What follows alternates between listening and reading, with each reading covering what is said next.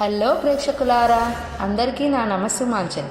కేవలం బిందెడు పసుపు నీళ్లను సమర్పించుకుంటే చాలు భక్తుల కోరికలన్నీ నెరవేర్చే మన విశాఖ జిల్లాలో అక్కయ్యపాలెం సమీపంలోని దొండపర్తిలో వెలిసిన శ్రీ ఎరుకమాంబ అమ్మవారి విశేషాలు, విశిష్టతలు తెలుసుకుందాం. ఈ దేవాలయంలో చాలా ప్రత్యేకతలు ఉన్నాయి. సత్యం చెప్పే తల్లిగా, గౌరీ స్వరూపంగా ఇక్కడ కొలువై ఉన్న అమ్మవారి వెనుక భాగంలో శ్రీచక్రం ఉందని భక్తులు చెబుతారు. సాధారణంగా మనం ఏ దేవాలయానికి వెళ్ళినా దేవుడి విగ్రహాలు శిరస్సు నుంచి పాదాల వరకు పూర్తి రూపంలో దర్శనమిస్తాయి. కానీ ఇక్కడ అమ్మవారి విగ్రహానికి శిరస్సు అనేదే ఉండదు. శిరస్సు స్థానంలో ఓంకార రూపంలో దర్శనమిస్తారు మన ఎరుకమాంబ అమ్మవారు.